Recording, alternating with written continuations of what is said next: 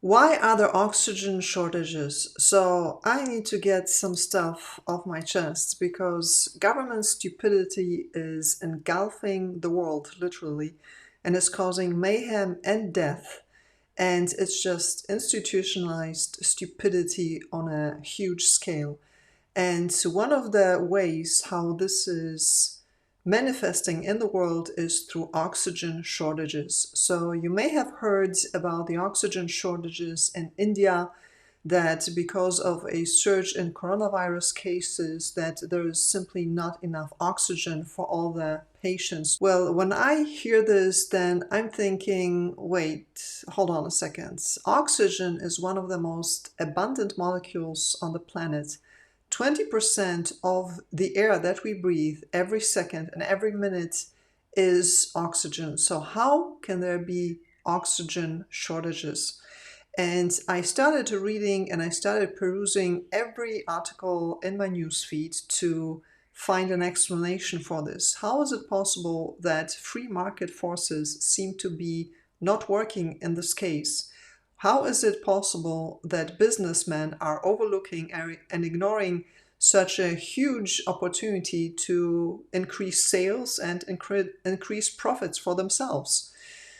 And so I started reading and I could not find an answer anywhere. No article seemed to be able to answer this question, why there are oxygen shortages. And even Forbes magazine, the magazine that caters to entrepreneurs and businessmen, and where I thought, okay, they should have an answer why free markets doesn't seem to be working here in this case. And not even they were able to come up with an answer that made sense.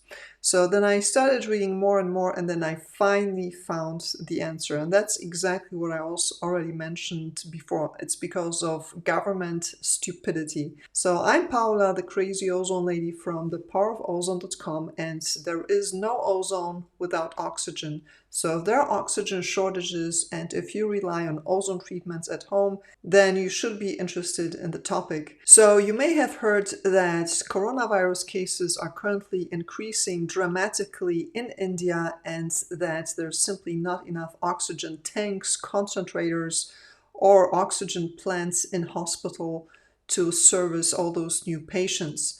And now I don't want to get into the topic whether what we are hearing in the news, whether this is factual and whether what we are hearing, what is happening in India, is what is actually happening in India. And there is a reason to remain skeptical because there were a few news outlets which used false images to create a false sense of hysteria. So the New York Post used a picture which was taken out of context or was from a few years back and had nothing to do with the oxygen shortages.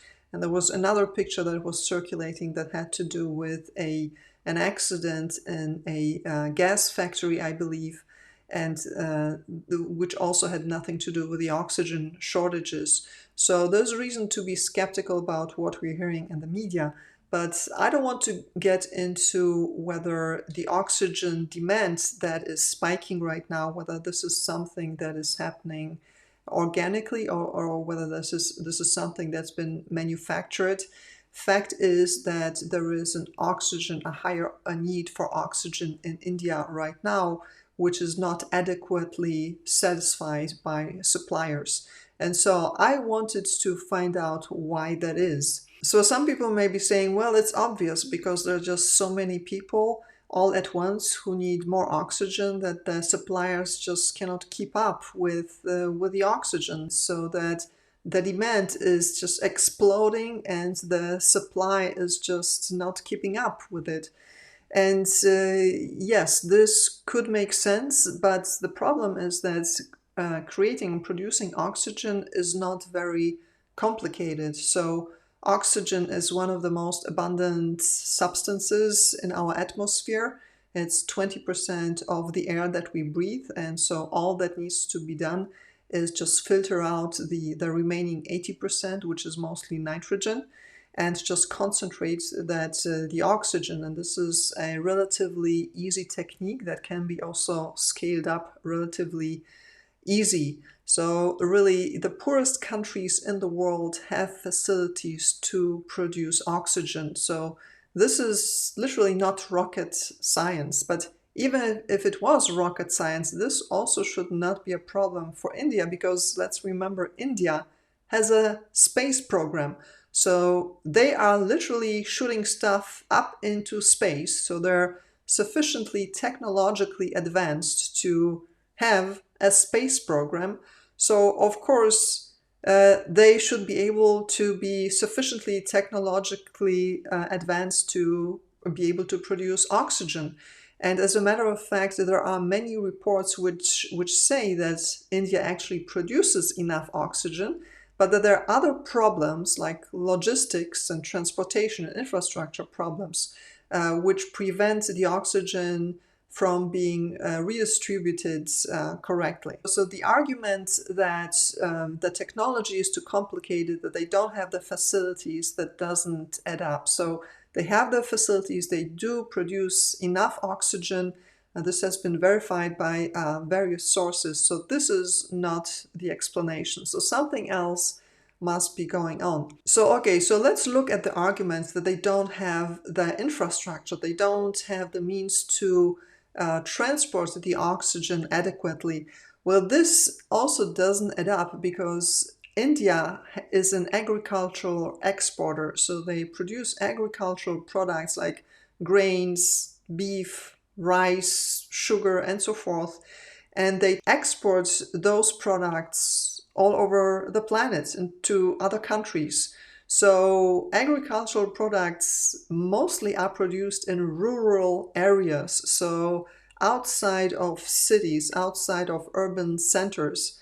So if they have enough infrastructure, enough roads, trains, trucks to be able to transport all those agricultural products to other countries in the world, so it doesn't make sense to say, but they don't have enough infrastructure to transport oxygen from cities to rural areas, or from one area to whatever other area in India.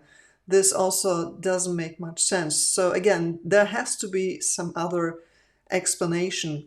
And so another argument that I heard is that India was just taken unawares of the crisis, and that they were not prepared because they didn't spend enough money, that the government simply did not spend enough money into the healthcare sector.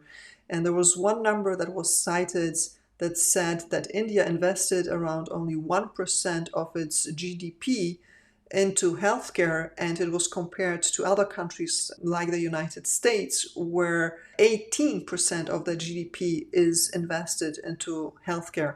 But this also does not explain the oxygen shortages in India, because United States, although it had invested multiple times of the money into its healthcare system, as India did, actually also experienced oxygen shortages. So there were oxygen shortages in different areas in the United States in 2020, and I believe also in 2021.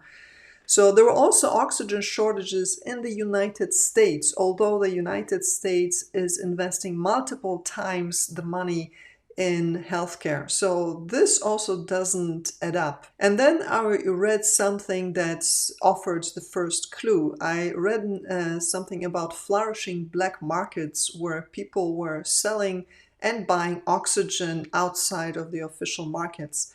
So if there's oxygen on the black market, that means there is oxygen. So if you can buy oxygen on the black market, there is no real shortage. That means the oxygen can be gotten, there is oxygen, but it's simply not lucrative for the sellers to sell it on the official market, or it's too difficult, or it's forbidden, or there is some regulation, there is some government intervention that makes it less attractive for sellers to sell on the official market, and instead they prefer the black market.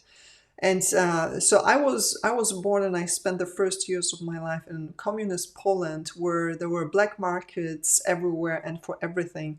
And the reason was that the government had just such a such a tight grip on markets, and there were price controls, or there were just outright laws against selling certain items, that people had to revert to black markets. So they had to sell products and services illegally, because this was the only way to do this. So black markets are nearly always a sign that there are just too many government interventions, which make it not attractive for sellers to sell their stuff on the official market. Another clue that popped up was the constant mention of allocation of oxygen. So the articles were mentioning that city X, or like for example Delhi, the capital of India, had just a too low allocation of oxygen, and instead the allocation should have been much higher. So when there is allocation, when there's talk of allocation, that is again another clue that there is government involvement. Because in a free market, there is no allocation by a third party, but simply whoever needs a certain product. So if there's a hospital that needs oxygen, they simply just call up a supplier and say, hey, we need X cubic tons of oxygen, please deliver them by this and this date. And the whole transaction is just performed between those two parties. But if there's an allocation, that means that often hospitals need to wait for a government bureaucrat to tell them whether they are allowed to get that product, in this case, the oxygen. So allocation is another huge clue that there is huge government involvement, and this often causes inefficiencies. And this made me remind of the quote by Milton Friedman, who said that if you put the federal government in charge of the Sahara Desert, in 5 years you'd have shortages of sand. So it seems that exactly the same thing is happening here, that the federal government, not only the federal government, but a whole bunch of agencies of the federal and state governments have been put in charge of oxygen, and this is resulting in the oxygen shortages. And this has been also verified by an article which said that local governments are relatively new to this, and with this they mean this allocation of oxygen. Most Indian hospitals used to procure their own oxygen directly from suppliers. But in March 2020, when Prime Minister Narendra Modi put India under the world's biggest coronavirus lockdown, the government got involved in regulating essential medical supplies, including oxygen. And this is really the explanation. This is what's happening. This is the root of the problem, the root cause of the problem. It continues, hospitals now have to send refill requests to their state government, which in turn asks the central government. The process is overseen by a committee called the Empowered Group 2, a government-appointed body. And it says, last year Ray says his hospital was asking for refills once a week. Now he says it's using 10 to 12 times as much oxygen, which means he's calling for refills more than once a day. The requests to the government quickly pile up. And this is really the whole problem. This is the whole situation as described exactly here in this paragraph. Instead of the hospitals just procuring oxygen directly from the suppliers, buying the oxygen directly from the producers of oxygen, they now have to appeal to the governments. And the government, the state government, then has to appeal to the central government. And then there is this empowered group to a government-appointed body. Then there is another government agency, the Petroleum and Explosives Safety Organization, which regulates the transport of oxygen and hazardous substances. Put this together with the allocations and also the fact that many of the donations that India has received, because India has received oxygen from different countries, I believe from Japan, from Germany, from the United States, ever since they announced problems with oxygen. But all this oxygen is stuck at the customs office. So this is another government agency which prevents an efficient redistribution of oxygen to the places that need it. So this is really what's happening, and this is unfortunately also a vicious cycle, because the more problems there are with the supply of oxygen, the more people appeal to the government and say, hey, you government officials, you need to fix the problem. And that the government, of course, obliges the public and then assumes even more control over the situation, which then creates even bigger problems. And so this is something that is not unique to India, because oxygen shortages have also been happening in the United States, and for exactly the same reasons, because of government intervention. So in the United States, there was this nice sounding but havoc-wreaking legislation which was called budget neutrality for oxygen. And this budget neutrality allowed Medicare to set rates for certain types of oxygen equipment and to lower the rates for certain types of oxygen equipment. And this prevented the suppliers of oxygen from being reimbursed adequately. And this, of course, led to oxygen shortages even in the United States. And now they have passed a new legislation which eliminates this budget neutrality. So now the suppliers of oxygen will be able to pay it adequately, and this will most likely remove the oxygen shortages if it hasn't done so already. And as far as government involvement and managing a health crisis is concerned, so let's also remember what Governor Andrew Cuomo did with the ventilators. So this was another prime example why the government should stay out of managing a crisis, a health crisis, or really any type of crisis, as much as possible.